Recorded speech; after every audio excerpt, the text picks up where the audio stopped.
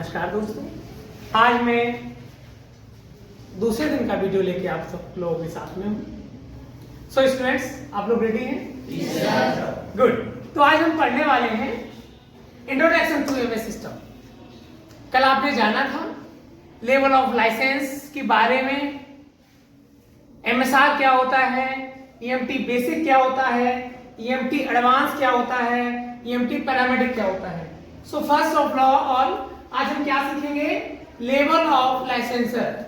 जब हमारे पास सर्टिफिकेशन आते हैं तो हम क्या क्या करने के अधिकारी हो जाते हैं। सो लेवल ऑफ लाइसेंसर में सबसे पहला है EMR, emergency medical responder. Emergency medical responder कौन होता है? पब्लिक में पब्लिक सर्वेंट्स से बोल सकते हैं, स्कूल स्टाफ, जहां भी इमरजेंसी आती है उसके इर्द गिर्द वाले लोगों के पास EMR का ट्रेनिंग होना चाहिए। इमरजेंसीज कहां आ सकती हैं? इमरजेंसी आने का कोई प्लेस यू नो पता है किसी को? इमरजेंसी एनी टाइम एनीवेयर कहीं भी आ सकती है। आप स्कूल में गए, स्कूल बस से उतरे, ध्यान नहीं दिया, साइकिल से टकरा गए, पैर स्लिप हो गया, झूले से गिर जाना ही तो बहुत कॉमन है। गिरा है कोई? नहीं, गुड, आप लोग नहीं गिरते होंगे। एक्चुअली झूले से गिर जाना एक कॉमन हो जाता है क्योंकि झूले में अफरा तफरी रहती है, एक बच्चा दूसरे बच्चे को हटाता है, तीसरा निकलता है, प्लस बेंच शेयरिंग। जब हम बेंच में बैठे होते हैं कभी कभी बेंच टूट जाती है, कभी कभी क्या एक दूसरे को धक्का दे देते हैं तो पीछे गिर जाते हैं, तो इस तरह से गिरने से हमें इंजरी हो सकती है। तो इसका मैं आपको समझाना चाह रहा था किसे किसे आना चाहिए। तो स्कूल में school staff, principal, game coach, gym coach और क्लास मॉनिटर्स को EMSR की नॉलेज होनी चाहिए। तो EMR का जब आप कोर्स कर लेंगे तो आपको क्या क्या आना चाहिए? तो कह रहे हैं first responder in an emergency. जैसे ही इमरजेंसी आती है और आपको दिखती है या आपको कोई भी कॉल करता है, बुलाता है कि मॉनिटर को बुलाइए, वो ट्रेनिंग है, या वाइस प्रिंसिपल को बुलाइए, जिम कोच को बुलाइए, वो उनको बुलाते हैं जिनको उसकी नॉलेज होती है। फर्स्ट एड बॉक्स सब जगह होते हैं। तो हमें क्या करना है? चीजों को देखना है कि इंजरी किस टाइप की हुई है, उसी हिसाब से हमें उसकी प्रोटेक्शन करना है, ट्रीटमेंट स्टार्ट करना है। सो क्या? Airway management. पॉइंट वन क्या है? सबसे फर्स्ट प्रायोरिटी क्या देनी? Airway management. क्या होता है एयरवे? एयरवेज क्या होता है? हवा का रास्ता। आपकी बॉडी में हवा यानी एयर एंटर करने के वे कौन कौन से होते हैं बेटा? नाक से और मुंह से। Very good, very good. आप लोग ध्यान देंगे, आपके दो रास्ते होते हैं, लेकिन हमें इनहेल कैसे करना है? एयर इनहेल कैसे करना है? नोज से। क्यों करना है? क्योंकि वहां एयर फिल्टर्स होते हैं, टेम्परेचर मेंटेन होके एयर जाती है। लेकिन हमारी रोजमर्रा की जिंदगी में, बढ़ती जीवन शैली के क्राइसिस में हम इतनी एनर्जी लॉस करते हैं कि हमें मुंह से भी ऑक्सीजन लेके तब कहीं ऑक्सीजन लेवल पर्याप्त हो पा रहा है। ठीक है? तो एयरवे मैनेजमेंट, जब हम एयरवे मैनेजमेंट करते हैं तो क्या देखते हैं कि हमारा जो लंग्स है और माउथ है उसकी ये पोजीशन होती है। अब हम एयरवे मैनेजमेंट में हेड टिल चिन लिफ्ट करते हैं। ये जो पोजीशन है उसको हम इस पोजीशन में लाते हैं जिससे इजीली पेशेंट ब्रेथ कर पाए। गुड। इसको EMR में आप विदाउट एनी इक्विपमेंट होते हैं, तो EMR की ट्रेनिंग में हम जो भी डिस्कशन करेंगे वो मैनुअली करेंगे, किसी चीज की सहायता से कर सकते हैं, लेकिन प्रॉपर मेडिकल इक्विपमेंट अवेलेबल नहीं होते हैं। तो अपन क्या करेंगे, एयरवे मैनेजमेंट, हेड टेल चिन लिफ्ट करेंगे। लेकिन अगर यही कंडीशन आती है हेड टेल चिन लिफ्ट में, किसको नहीं करना है? हेड टेल चिन लिफ्ट उनको नहीं करना है जिनके head neck spine, head neck injury के पेशेंट को हेड टेल चिन लिफ्ट नहीं करना है। क्या करना है? जॉ थ्रस्ट करना है। क्या करना है? हेड टेल चिन लिफ्ट, जॉ थ्रस्ट के मैनुअल वीडियोस, प्रैक्टिकल वीडियोस हम शूट करेंगे आने वाले टाइम में, आप बने रहें। जॉ थ्रस्ट में क्या करते हैं, इन 4 फिंगर से जॉ को आगे की तरफ लाते हैं और दोनों थंब से माउथ को ओपन करते हैं। इस कंडीशन में आपका नेक में मूवमेंट नहीं होना चाहिए, हमारी जो गर्दन में मूवमेंट नहीं होना चाहिए। तो हेड नेक स्पाइन इंजरी के पेशेंट क्या करते हैं? जॉ थ्रस्ट करते हैं। Very nice.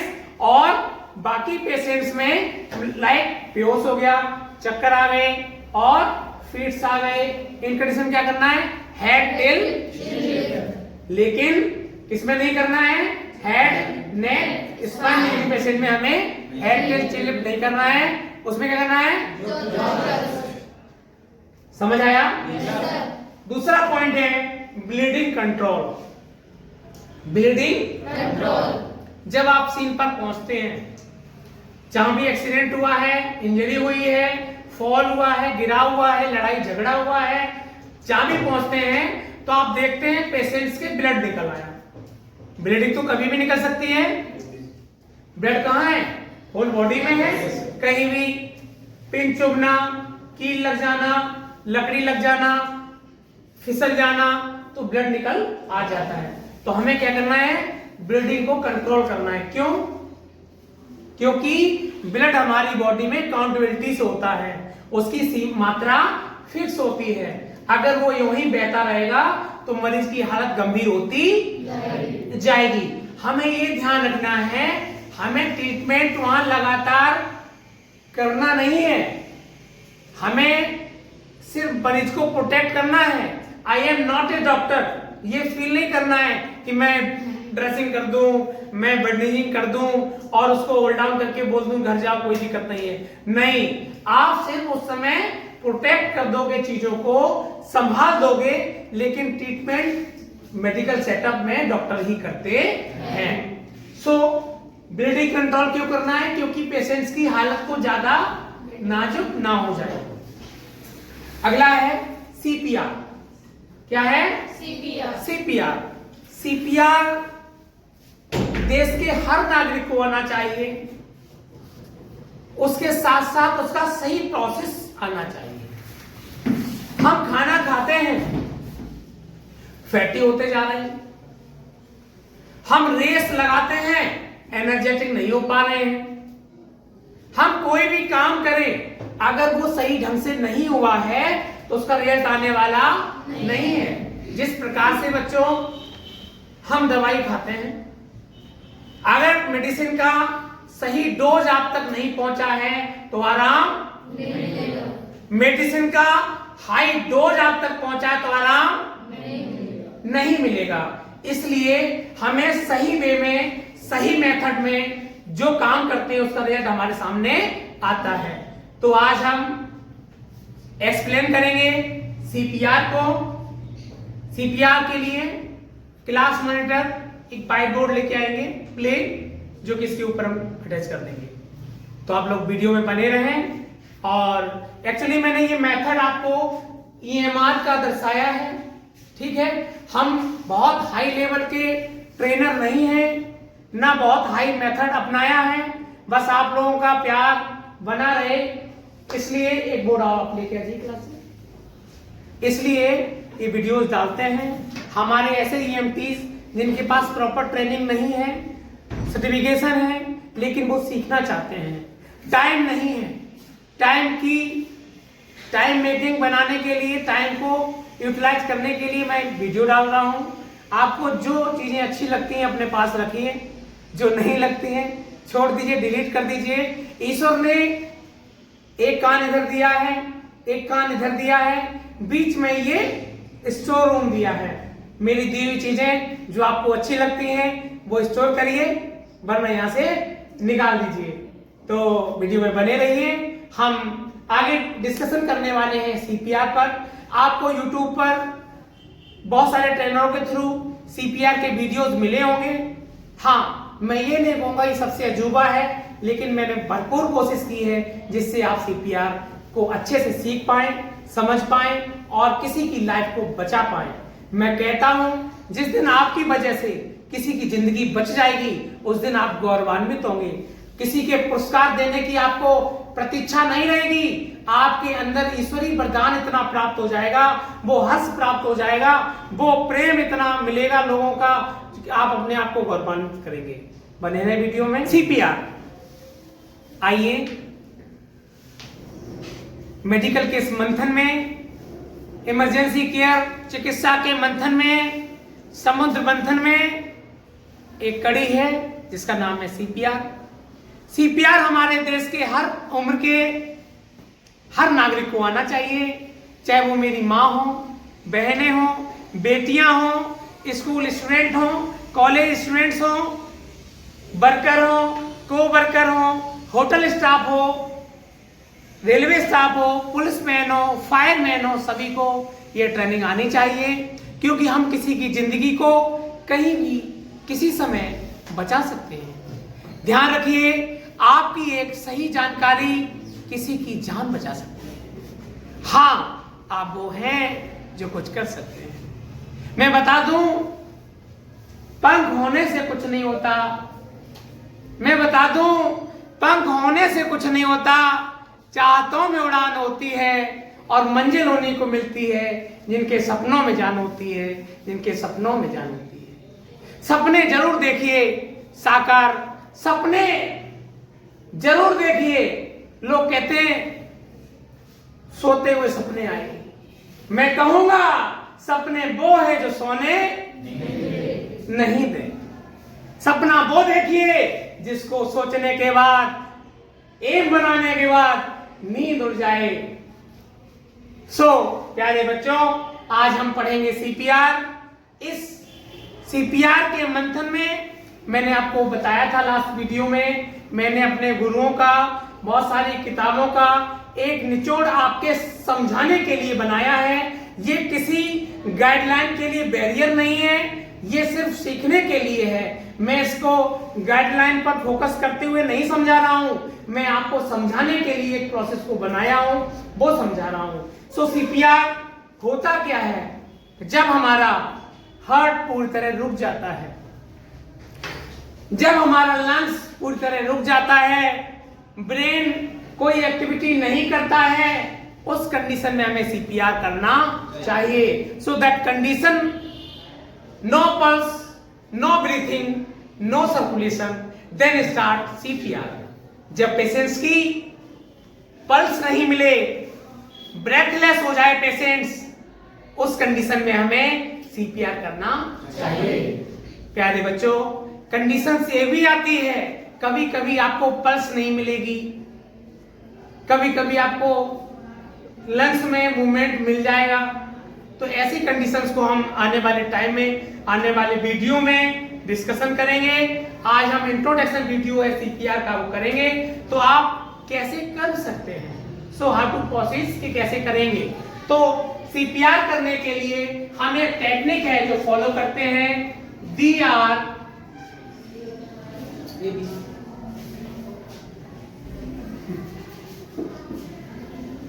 इसी को DR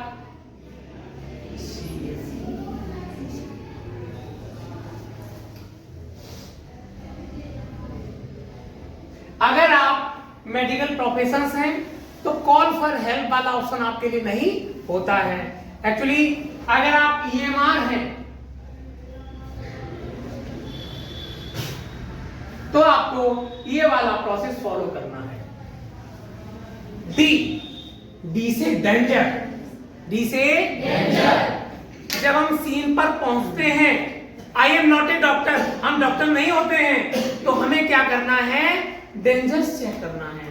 क्या डेंजर हो सकता है कि जहां पर हम गए हैं वहां गोलीबाजी तो नहीं हो रही है, पथराव तो नहीं हो रहे हैं, बुल्डिंग कोलैप्स तो नहीं हो रही है, सबसे बड़ी बात हम रोड पर तो नहीं है, पता लगा हम सीपीआर कर रहे हैं और कोई भी पैक लगा के आया, हिट करके चला गया और हम क्या हो गए, हम खुद इंजर्ड हो जाएंगे। हम लाइफ सेवर हैं, हम अपनी जिंदगी खत्म थोड़ी करने जा रहे हैं, हम अपनी जिंदगी को, किसी की जिंदगी बचाने जा रहे हैं, लेकिन उसके साथ साथ हमें अपनी जिंदगी से खिलवाड़ नहीं करना है।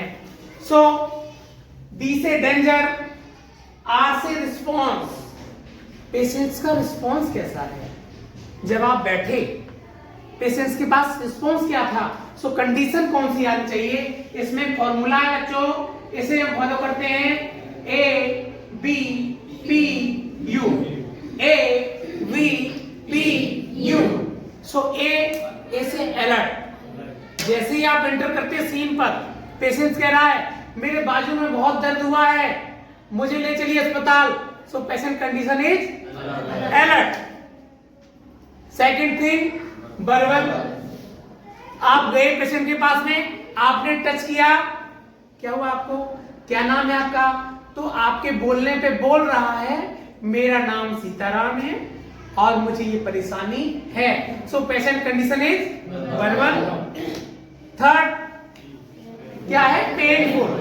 आप जाते हैं, पेशेंट के कंधों को थपथपाते हैं, hello sir are you okay, hello sir are you okay. अगर पेशेंट का कोई रिस्पॉन्स नहीं तो कैसा है, नो, पेनफुल कंडीशन है। पेनफुल कंडीशन समझा रहे हैं, आपको दिया, दर्द हो रहा भैया, तो कैसा रिस्पॉन्स है, और कोई रिस्पॉन्स नहीं है, पेशेंट कैसा है, अनकॉन्शियस या अनरिस्पॉन्सिव। ऐसी कंडीशन में अब हमको क्या करना है, call for help. Unresponsive condition है, आप तो ईएमआर हो, आप ईएमटी तो हो नहीं जो पेशेंट्स को ट्रीटमेंट स्टार्ट कर दोगे, अस्पताल ले जाओगे, आपके पास एम्बुलेंस नहीं है, आपके पास मेडिकल इक्विपमेंट नहीं है, आप पेशेंट की केयर उस हद तक नहीं कर सकते। आप कंडीशन को सुधार सकते हो, रोक सकते हो, होल्ड डाउन कर सकते हो, लेकिन इतने टाइम तक नहीं कि पेशेंट की जान भी बच सकती है।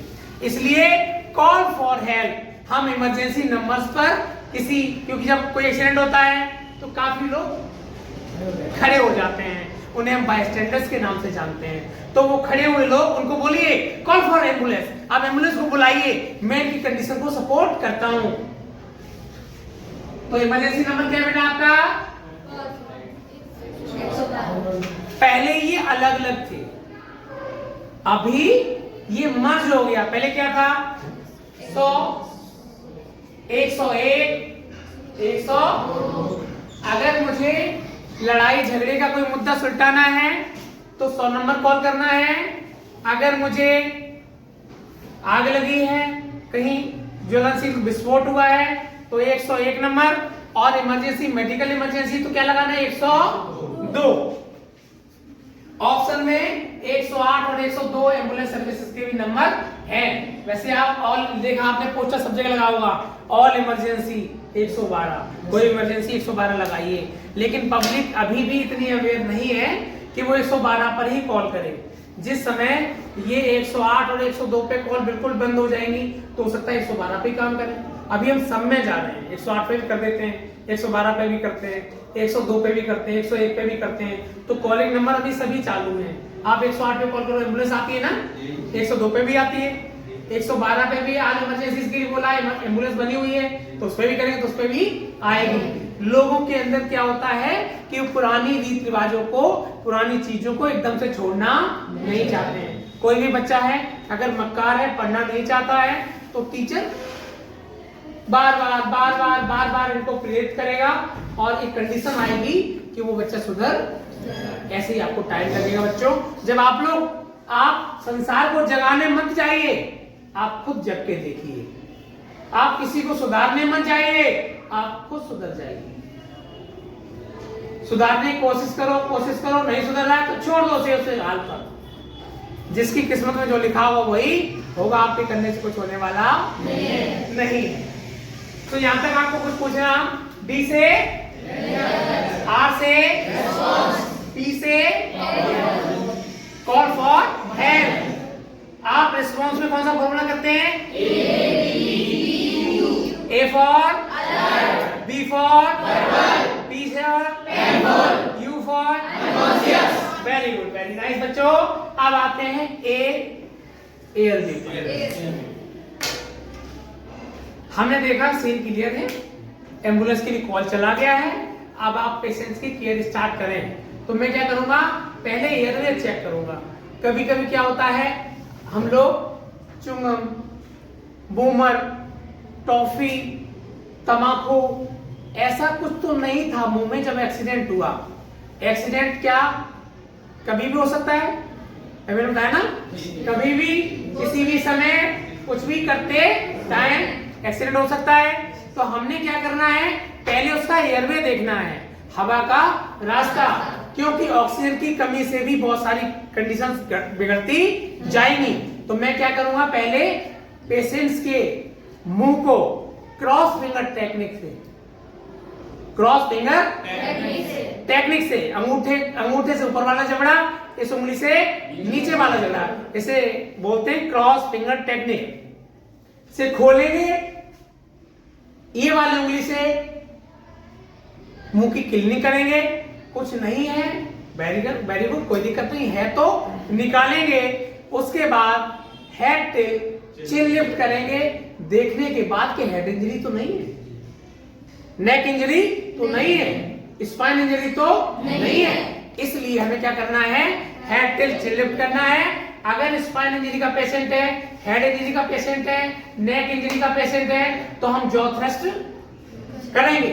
सबसे पहले हम एयरवे चेक करने का मतलब क्रॉस फिंगर टेक्निक से माउथ देखेंगे। होता क्या बच्चों, कुछ ब्लड या कुछ ऐसा पार्टिकल्स जो हमने खा रखा था, वो जैसे हेड टिल लिफ्ट किया वो नीचे गिर जाएगा और हो सकता है आपके एयरवे को ब्लॉक कर दे। एक छोटी सी गलती उसकी जान लेके चली जाएगी। कभी ये मत सोचना ये तो मरने वाला था, ऐसा नहीं सोचना। हमें कामों को सुधारना है, बिगड़ना नहीं है। किसी का बच्चा बिगड़ा हुआ है, टीचर ध्यान न दे और बिगड़ जाएगा, तो घर वाले तो ये सोचे थे ना कि हम तो तुम्हारे पास दिए थे बनाने के लिए, आप तो इसको और ही बिगाड़ दिए और कर लियो। सो एयरवे, एयर मींस हवा, वे मींस रास्ता, हवा का रास्ता करेंगे। फिर ब्रीथिंग, ब्रीथिंग का मतलब है कि जैसे एयरवे क्लियर होगा, कोई भी बैरियर्स नहीं रहेंगे, तो हो सकता है ब्रीथिंग पेशेंट को। ब्रेथ क्या होता है बेटा, ये पेंडुलम कंडीशन का होता है, एक बार एयर का जाना और एक बार एयर का आना, ये वन ब्रेथ कहलाता है। तो पेशेंट जो लंग्स है उसके पास दो प्रेशर होते हैं, पॉजिटिव प्रेशर और नेगेटिव प्रेशर। तो लंग्स जैसे ही अपने वर्किंग कंडीशन में आ जाएगा तो पेशेंट्स को आपको क्या करना है, सीपीआर नहीं देना है। ऑक्सीजन की कमी है तो ऑक्सीजन देना है, या और कंडीशन देखनी है। इस तरह के केसेस आपको मिलेंगे। मैं भी बात कर रहा हूं no pulse, no breathing, no circulation पर, तो कंफ्यूजन क्रिएट ना हो। इसलिए ब्रीथ चेक किया, हेड टिल चिन लिफ्ट किया, ब्रीथ चेक किया। ब्रीथ के लिए क्या फॉर्मूला है, LLF। Very good, LLF। Look, listen, feel.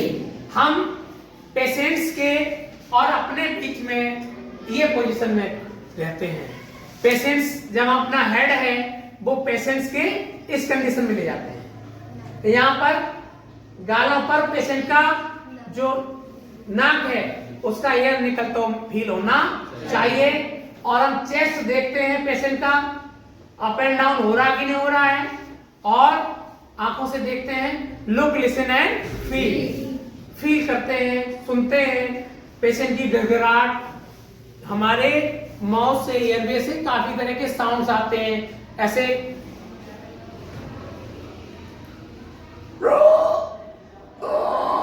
इस तरह से मिलेगा। एक गर्गलिंग साउंड होता है,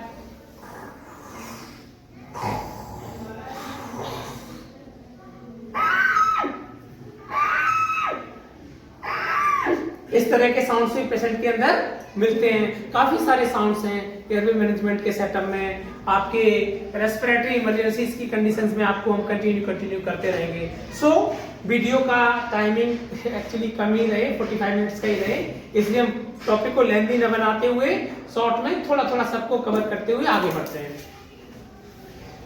सी सर्कुलेशन। सर्कुलेशन अब इतनी बड़ी कंडीशन है तो direct check to carotid pulse. हम गन शॉट बनाएंगे हाथ का और कैरोटिड पल्स चेक करेंगे। If condition is no pulse, no breathing, no circulation, then start CPR. CPR start करने के लिए माय डियर हम लोगों को क्या करना है सो समझिए। इस वीडियो का प्रैक्टिकल जब आपके पास पहुंचेगा तो पूरा कंटेंट आप उसको ऐड करेंगे तो आपको आई थिंक समझ आने लगेगा, समझ आ भी जाएगा। फिर भी मैं पूरी कोशिश कर रहा हूं कि आपको चीजें क्लियर हो जाएं। सो सीपीआर की कंडीशंस तीनों के लिए डिफरेंट है, तीनों के लिए डिफरेंट है माय डियर। सो तीन कौन? अडल्ट, चाइल्ड और इन्फेंट। हमारी लाइफ की साइकिल्स हैं ये। एक बच्चे का जन्म होता है, एक बच्चा जो खेलता कूदता है, एक कंडीशन की हम बोझा ले जाते हैं, काम करते हैं, डेली की जो लाइफस्टाइल उसे फॉलो करते हैं। तो ये तीन कंडीशन डिवाइड की गई हैं, इन्फेंट, चाइल्ड और अडल्ट। अभी मैं बात करूंगा इन्फेंट, चाइल्ड एंड अडल्ट। आप समझिए हम सीपीआर में करते क्या हैं, हम सीपीआर को कर कैसे सकते हैं, उसके लिए हमें हमारे topics, thank you so much, clear होने चाहिए।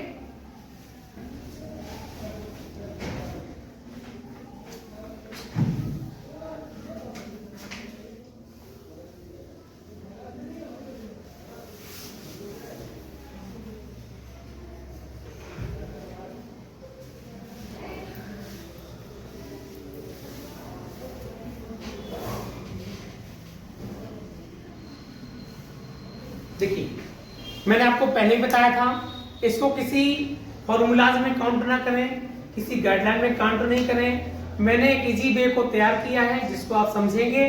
सो सी पी आर हम लोग जो करते हैं वो इस कंडीशन को लेके आते हैं, ठीक है? Any problem? Any problem? ठीक। सी हम हार्ट के ऊपर कंप्रेस करते हैं, अपने ह्यूमन हार्ट को कंप्रेस करते हैं। सो सबसे पहले हमें पता होना चाहिए हमारा हार्ट है कहां पर। सो जो हमारा स्टर्नम है, एंड ऑफ स्टर्नम से 2 इंच ऊपर और 2 इंच लेफ्ट, जो हमारे निपल्स पॉइंट्स होते हैं उसके मिड में आके 2 इंच इधर, यहां पर हमारा हार्ट होता है। बच्चों हार्ट एक मुट्ठी के समान 2 भागों में 4 चेम्बरों में बटा होता है। हार्ट एक मुट्ठी के समान 2 भागों में 4 चेम्बरों में बटा होता है। ये छोटा सा ही होता है ना, तो हमें इसकी पोजीशन पता होनी चाहिए। सो हम क्या करते हैं, अब ऐसी कोई टेक्निक तो है नहीं जो हार्ट को पकड़ा और दबा दिया। हार्ट को दबाने के लिए, प्रेस करने के लिए, कंप्रेशन देने के लिए सो हमें उसकी पोजीशन पे कंप्रेस करना पड़ेगा। तो ये कंप्रेशन रेशियो होता है 30 बार हम चेस्ट को दबाते हैं। दबाया तो सी से कार्डियो, सी से कंप्रेशन। ये फॉर्मूला से आप याद करिए, समझिए, अंडरस्टैंड करिए और गाइडलाइन को फॉलो करते हुए सीपीआर दीजिए। सो कंप्रेस करेंगे 30 बार। इससे क्या होगा, हार्ट करता क्या है, हार्ट जब कंप्रेस होता है तो ये ब्लड को लेके जाता है आर्टरीज के थ्रू और वेन्स के थ्रू वापस जाते समय ऑक्सीजन ले जाता है और आते समय CO2 वापस। ये प्रोसेस हो नहीं रहा था, ये प्रोसेस हो नहीं रहा था। अब ये प्रोसेस क्या करता है, ऑक्सीजन लेके जाता है और कार्बन डाइऑक्साइड वापस लेके आता है। ये रुका पड़ा था। जब आपने 30 बार प्रेस किया, 1 2 3 4 5 30 टाइम काउंट किया, तो क्या हुआ, ये हलचल स्टार्ट जो ऑटोमेटिक और आपके यहां से होने लगी हुई। अब ये 30 बार आपने दबाया तो क्या हुआ, जो ऑक्सीजन हार्ट के पास होगी वो बॉडी में चली जाएगी और जो CO2 है वो हार्ट के पास आ जाएगा। अब सेकंड काम रह गया लंग्स का, क्योंकि लंग्स क्या करता है, गैसेस एक्सचेंज कराता है। लंग्स क्या करता है, ऑक्सीजन लेता है, कार्बन डाइऑक्साइड छोड़ता है, लेकिन इसको डिलीवरी देता कौन है, हार्ट। तो इसलिए हमें पहले क्या करना है, कंप्रेस करना है, क्योंकि माल डिलीवरी के लिए रेडी रखना है। डिलीवरी वो आएगा और लेके डिलीवर कर देगा। तो हमें क्या करना है, सेकंड टॉपिक क्या है, पल्मोनरी, P यानी लंग्स। अब हमें 2 बार रेस्क्यू ब्रेथ देते हैं। रेस्क्यू ब्रेथ क्या होती है, बनावटी सांस। अब ऑटोमेटिक ले रहा है, ऐसा तो संभव है नहीं, तो हम क्या करते हैं, उसको माउथ टू माउथ ऑक्सीजन देते हैं। क्यों, हमारे पास एम्बू बैग होता नहीं है, क्योंकि हम तो इमरजेंसी मेडिकल रिस्पॉन्डर हैं। तो बेटा कुछ बैरियर्स रखना है कि पेशेंट का इन्फेक्शन आपके तक ना पहुंचे। तो क्या है, कुछ नहीं है तो अपना कफ का बटन खोलिए और लगा दीजिए। कंडीशन क्या होनी चाहिए, completely seal your mouth and patients mouth. Patient mouth ये है, आपका माउथ ये, तो सील बनना चाहिए। अब पिंच द नोज, मान लो तुमने ऑक्सीजन दे दी तो नाक से निकल जाएगी, तो pinch the nose and completely seal your mouth and patient mouth, then 1 rescue breath, 5 second breath, 1001, 1002, 1003, 1004, 1005, then pinch the nose, second rescue, give the second rescue breath और again CPR start। अब समझिए, 30 बार आपने कंप्रेशन किया, movement हुआ, oxygen गई जितनी भी थी। ऐसा तो था नहीं कि ऑक्सीजन रोक दो फिर तुम जा रहे थे, आप तो कैसे भी जा सकते ना। तो ऑक्सीजन कुछ परसेंटेज तो बॉडी में हुआ ही ना, तो वो डिलीवर हुआ, रिकवरी रेट हुआ, ऑक्सीजन आया, CO2 लंग्स के पास आया, लंग्स ने ऑक्सीजन हार्ट को दिया, गैस का एक्सचेंज हुआ। अब क्या हुआ, आते हैं ब्रेन पर। ये दोनों मिलके इसको रीस्टार्ट करते हैं। मैं अपनी लैंग्वेज में बता रहा हूं, मैं बार-बार आपको ये बता रहा हूं कि CPR करते समय आपको गाइडलाइन ही फॉलो करनी है। ये टेक्निक सिर्फ आपको समझाने के लिए है। सो कंप्रेस करना है 30 बार, लंग्स को एयर देनी 2 बार, और स्टार्ट किसे करना है, ब्रेन। बच्चों आपने पढ़ा होगा इस ब्रेन की एनाटॉमी फिजियोलॉजी, लंग्स की एनाटॉमी फिजियोलॉजीज और सारे सिस्टम्स के आपको वीडियोस आने वाले टाइम में मिलेंगे। एक्चुअली ये वीडियो शूट हमने बहुत थोड़ा सा फाउंडेशन खत्म होने के बाद स्टार्ट किया है, तो आपको हम आने वाले टाइम में सारे फाउंडेशन के वीडियो भी शेयर करेंगे। तो अभी आप जानेंगे कि ब्रेन के कितने पार्ट होते हैं। तो ब्रेन के 3 पार्ट होते हैं।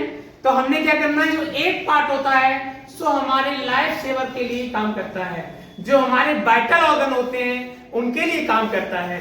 देखिए, जब हम सो रहे होते हैं तब हमारे हार्ट और लंग्स जिस दिन से बनते हैं उस दिन से और लास्ट तक ही काम करते हैं। ब्रेन के कुछ भाग रेस्ट मोड पे जाते हैं, लेकिन एक भाग इसे मिड ब्रेन बोलते हैं, वो कभी रेस्ट पर नहीं जाता है।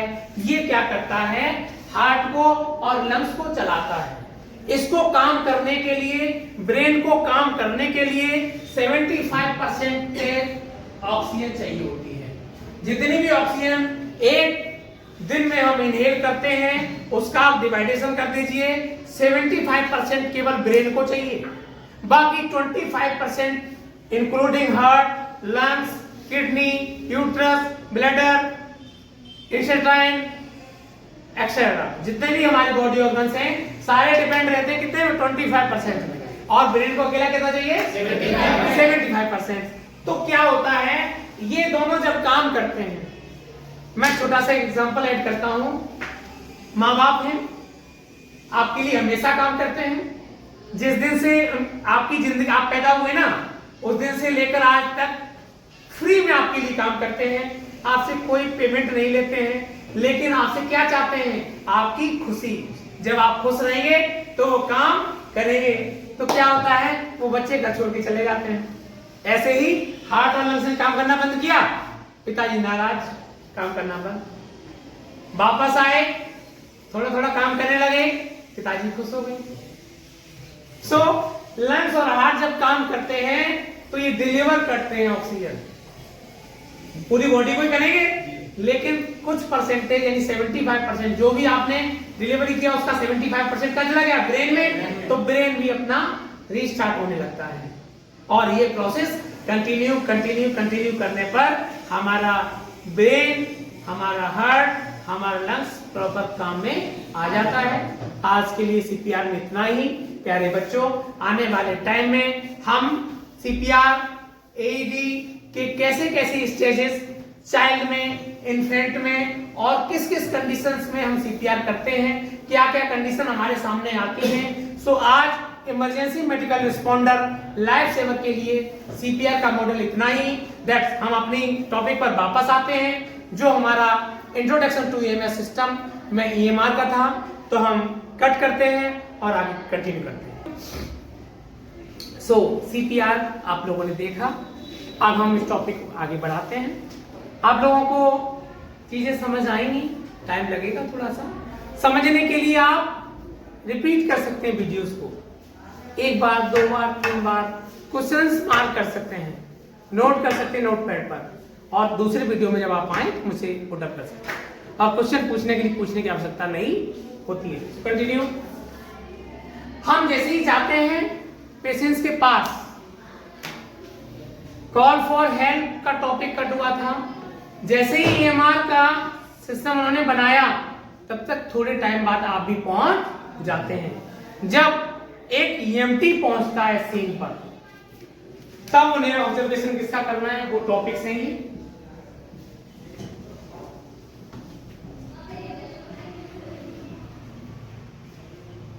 मैंने इसे जोड़ने की कोशिश की है, आप समझने की कोशिश करिए।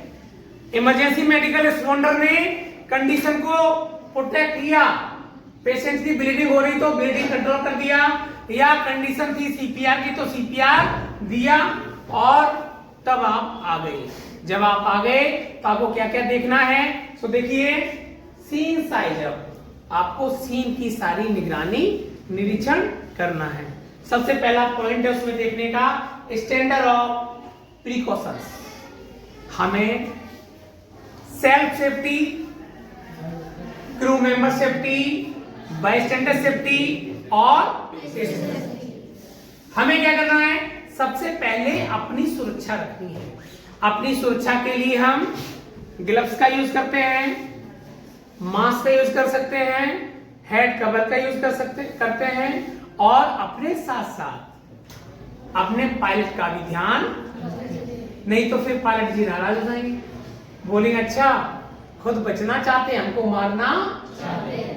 तो आप ग्लव्स का 2 पेयर निकालेंगे, एक अपने लिए, अपने क्रू मेंबर के लिए। उसके बाद पेशेंट्स की चीजों को संभालने से पहले जो भीड़ भाड़ है, आप ट्रीटमेंट करने लगे, भीड़ भाड़ में हंगामा, अफरा तफरी होगी, मारतोड़ होगी, तो उनको भी बताएंगे कि देखिए किसी की जान जाने का सवाल है, आप थोड़ा सा जगह दीजिए, पेशेंट्स के पास हवा पहुंचे। आप ऑक्सीजन देंगे पैकेट्स में, एक सिलेंडर में, लेकिन अगर जो बाइस्टैंडर हैं, जो घेर लगा के खड़े हुए हैं, जो भी ऑक्सीजन आ रही है खड़े खड़े वही लेते जा रहे हैं और मरीज पड़ा नीचे, उस तक ऑक्सीजन पहुंचने नहीं दे रहे हैं, तो आप उनको हटाने की कोशिश करें। उस समय आपका एटीट्यूड पॉजिटिव होना चाहिए। आप उन्हें समझाते हुए हटाएं कि आप लोग हट जाएं, थोड़ा सा हवा आएगी तो पेशेंट को थोड़ा सा रिकवर होने में आसानी होगी। वो लोग आपकी बातों को समझेंगे और आपको स्वतः जगह देके खड़े हो जाएंगे या चले जाएंगे, अपने काम पे लग जाएंगे। तो सबसे पहला काम क्या है? Self safety, crew member safety और बाइस्टैंडर। ठीक, अभी patient safety in the sense patients के नीचे मान लीजिए कि पेशेंट इंजर्ड हुआ था और उसके नीचे कांच लगा हुआ था, आपने देखा no pulse, no breathing, no circulation, और आपने सीपीआर स्टार्ट कर दिया, तो क्या होगा? एक ही कंप्रेशन में उसके कांच अंदर, कील अंदर, पत्थर अंदर। तो आपको क्या करना है? पहले पेशेंट की सेफ्टी भी देखनी है। ठीक है, नेक्स्ट पॉइंट है सीन सेफ्टी। सीन सेफ्टी में मैं आपको बताया कि पेशेंट्स की चीजों के सामने कुछ गिरने वाला ना हो, कुछ नीचे ना हो, कुछ और दिक्कतें ना हो। एमओआई वर्सेस एनओआई, आपको एक डिवाइडेशन करना होता है। ट्रीटमेंट की गाइडलाइन है, इसमें ट्रॉमा केयर का अलग है और मेडिकल केयर का अलग है। इसमें mechanism of injury, mechanism of MOI क्या कहती है? एम से मैकेनिज्म ऑफ इंजरी। अब चोट लगने का कारण यानी घायल होने का कारण। अब आप समझिए कि आप यू टर्न ले रहे थे, गाड़ी घूमी, दूसरा एक बाइक वाला आया, टकराया और इंजरी हो गई। तो हमें मैकेनिज्म ऑफ इंजरी में ही चेक करना है चोट कैसे लगी होगी, उससे आपको अंदाजा लगेगा चोट कहां कहां लगी होगी। पेड़ से गिरा है, मैकेनिज्म ऑफ इंजरी क्या है? फॉल फ्रॉम हाइट, लंबाई से, ऊंचाई से गिरा, 4 मंजिल की बिल्डिंग से गिरा, हो सकता है हाथ छज्जे में लगा हो, हड्डी हाथ की भी टूटी हो, पैर की भी टूटी हो, मल्टीपल फ्रैक्चर की कंडीशन चांसेस ज्यादा हो जाएंगे। तो आप इन चीजों को समझिए और क्या करिए? मैकेनिज्म ऑफ इंजरी को पहचानने की कोशिश करेंगे। NOI, nature of illness. Nature of illness, जो वीकनेस आई है, जो ऑक्सीजन की कमी आई है, जो बीपी लो हुआ है, वह किस कारण हुआ है? शुगर लेवल हाई हुआ है। तो नेचर ऑफ इलनेस दोनों ही मेल जोल हैं। जैसे कि कल मैं आपको पढ़ा रहा था, स्प्रेन और स्ट्रेन दोनों ही मोर्चे हैं। एक में जो हमारा ब्लड ट्रॉमा हुआ था उसको ठंडा करते हैं, एक में गर्म करते हैं। इसी प्रकार से दोनों ये कंडीशन है जिसमें आपको रोगी का उपचार करना है, फर्स्ट एड प्रोवाइड करनी है, हाई लेवल की फर्स्ट एड केयर देनी है, लेकिन उसमें कैटेगराइज करना है मरीज को। आपको डालना है, देखना है किस प्रोसेस को फॉलो करके कहां कहां तक हम जाएंगे। तो एमओआई वर्सेस एनओआई, आशा करता हूं थोड़ा समझ आया होगा। इसके डीपली टॉपिक्स को मैं जब हम ट्रॉमा केयर पढ़ाएंगे या मेडिकल इमरजेंसीज पढ़ाएंगे तो इनको लाएंगे। आज समझिए इंट्रोडक्शन टू ईएमएस सिस्टम, आज हम सिर्फ आपको मिलवा जुलवा रहे हैं। कभी किसी कार्य को देखने के लिए, कोई प्लॉट जमीन खरीदने के लिए रास्ते चलते हुए ये वाली जमीन बिक रही है, अगर मन में आता है कि ये वाली जमीन खरीदनी है तो हम जिसकी सजेशंस मानते हैं, जिनको अपना समझदार व्यक्ति मानते हैं, उसको लेके जाते हैं, मुआयना करवाते हैं, दिखवाते हैं, उसके बाद सौदा करते हैं। तो सिर्फ बात जमीन की दिखाई हो रही है। इंट्रोडक्शन मतलब थोड़ा थोड़ा चीजों से पहचान हो रही है, आपको बताया जा रहा है कि इन चीजों से आपका सामना होने वाला है। अब आपको इंटरेस्ट आएगा तो आप जमीन को खरीदने की बात करेंगे और इस पर चर्चा करेंगे। सो बच्चों, यहां तक किसी को कोई दिक्कत? कोई प्रॉब्लम? देखो, न बोलने का एक ही कारण होता है, पूरा समझ आ रहा है, और दूसरा कारण ये भी होता है कुछ भी समझ नहीं आ रहा है। हाँ, तो मुझे पता है आप लोग काफी क्रिएटिव माइंड हो, काफी सपोर्टर्स हो, देर शाम आप पढ़ते हो, देर दोपहर पढ़ते हो। मैंने एक गाना सुना था, सुबह शाम रात दिन, तो मैं देखता भी आपको हूँ, सुबह भी देखूंगा तब भी आप नोट्स बनाते हैं, शाम को भी देखता हूँ तो नोट्स बनाते हैं। काफी गर्व होता है कि मैं आप जैसे बच्चों को, आप जैसे ट्रेनीज को ट्रेंड कर रहा हूँ। बच्चों, मैंने अपनी जिंदगी में अपोलो मेडिस्किल्स जैसे संस्थान में काम किया, बहुत सारे बच्चे देखे, आपने जो समझदारी दिखाई है इन महीनों में बड़ा अच्छा लगा। आपको मैंने जो भी एक्टिविटीज बताई आपने बड़ी जिम्मेवारी के साथ की। कुछ चीजें अच्छी और बुरी रहती हैं, मैं उसमें बीच बीच में आपको टोकता और रोकता रहता हूं, आप उसको पर्सनली ना लें।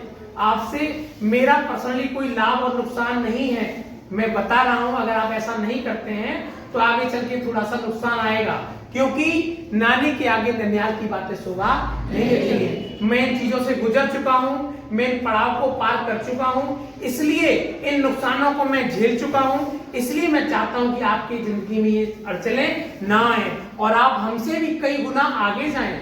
देखिए, एक पिता होता है जो चाहता है जो मैंने किया वो मेरा बेटा ना करे। दूसरा इस सृष्टि में केवल गुरु ही ऐसा होता है जो चाहता है कि मैं और मेरा स्टूडेंट सबसे आगे होना चाहिए। आपने कहानी सुनी होगी गुरु द्रोण की। उन्होंने अर्जुन के से एक वचन दे दिया कि तुम्हारे ऐसा शिष्य धनुर्धारी न था, न है, न कभी होगा। उन्होंने कभी कभी जाने अनजाने में एक गलती भी कर दी है। एकलव्य को देखो दौड़ विद्या धनुष विद्या नहीं सिखाई और सीख भी गया तो मेरे शिष्य से आगे न जाए तो अंगूठा काट लिया।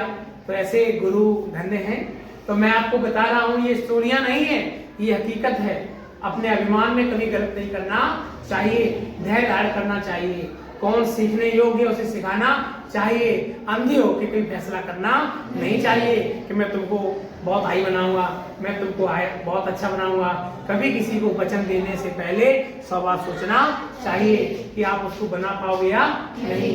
द्रोणाचार्य की तरह अपने वचनबद्ध होके अपने प्रमाण को प्रमाणित करने के लिए अंधा होना नहीं चाहिए। सो आप इनको पर्सनली ना लें। मैं गुरु द्रोण को ट्रोल नहीं कर रहा हूं, मैं बता रहा हूं कि उन्हें पढ़ाना चाहिए था। शिक्षा किसी जाति किसी धर्म के बंधन में नहीं बंधी होती है और ना ही किसी वचन में बंधी होती है। अगर आप गुरु हैं तो आपको समानता का व्यवहार करके पढ़ाना चाहिए। सो मेरी यही कोशिश रहती है। आपके मन में अगर ये साजिशें हों, आपके मन में कभी कुछ आए तो मुझे बताना, लेकिन मेरे सिद्ध करने के लिए आपके पास कोई पॉइंट नहीं होगा। ठीक है, सो इसको कंटिन्यू रखें। नंबर ऑफ पेशेंट्स, ये नंबर ऑफ पेशेंट घट और बढ़ सकते हैं। मान लीजिए एक्सीडेंट हुआ, गाड़ी टकराई, उस समय एक ही पेशेंट घायल, एक ही ड्राइवर घायल हुआ था, लेकिन 2 मिनट बाद साइड में बैठा व्यक्ति भी अनकॉन्शियस हो गया, हार्ट अटैक आ गया, कार्डियक अरेस्ट हो गया। तो नंबर ऑफ पेशेंट बढ़ जाते हैं। कभी कभी क्या होता है, मरीज को उठाया, रोश में उठाया, खुद ही गिर गए, या मरीज का ब्लड देखते हुए बेहोश हो गए, या अचानक से दौरे आ गए। ठीक है, तो नंबर ऑफ पेशेंट घट और बढ़ सकते हैं। एडिशनल रिसोर्सेज, अगर एक से ज्यादा पेशेंट है तो आप एक गाड़ी में एक ही पेशेंट ले जाएंगे तो आपको एडिशनल रिसोर्स मतलब दूसरी गाड़ी भी लानी पड़ेगी। अगर आप पेशेंट को लेने जा रहे थे, वो है लाठी डंडे से मारतोड़ हुई थी वहां, और आपको पता लग रहा है कि अगर मैंने पेशेंट को उठाया तो एक लाठी मेरे भी जड़ सकते हैं, तो हम क्या करेंगे, पुलिस को बुलाएंगे। आग लगी हुई थी और आपको पता अभी सुलग रही है, सुलगती हुई एकदम ज्वालामुखी भी बन जाती है, तो आप क्या करेंगे, अपनी सेफ्टी के लिए फायर ब्रिगेड की गाड़ी भी मंगाएंगे। एडिशनल रिसोर्सेज का मतलब है आपको और क्या क्या चीजों की जरूरत पड़ेगी वो आप चीजें अपने अरेंज करा सकते हैं। सो प्यारे बच्चों, अगला है कंसीडर स्पाइन इमोबिलाइजेशन। ये टॉपिक आपका डिपेंड करता है मैकेनिज्म ऑफ इंजरी में। ये पॉइंट किस में डिपेंड करता है, मैकेनिज्म ऑफ इंजरी में। चोट लगने के कारण, अगर मान लो सीट बेल्ट नहीं पहनी थी और एक्सीडेंट हुआ है, तो पेशेंट का पहले हेड लगा हुआ शीशे में, फिर पीछे लगा हुआ, तो झटके से गर्दन में चोट लग सकती है, और फिर सर टकराया होगा, तो हेड नेक स्पाइन इंजरी के चांसेस ज्यादा होंगे। तो ये जो स्पाइन इमोबिलाइजेशन का मतलब ये है, स्पाइन को इमोबिलाइज करते हैं प्रॉपर। ये आने वाले टॉपिक में हम डिस्कशन करेंगे। आज का जो हमारा विचार विमर्श था वो यही है। मैं रिपीट करता हूं, जो मैं आपको वीडियोस दे रहा हूं ये आपके सीखने के लिए है। मैं किसी गाइडलाइन को फॉलो न करता हुआ, एक निचोड़ बनाता हुआ आप लोगों को सिखाने का प्रयास कर रहा हूं। धन्यवाद। कल फिर मिलते हैं नए विचारों के साथ। नमस्कार।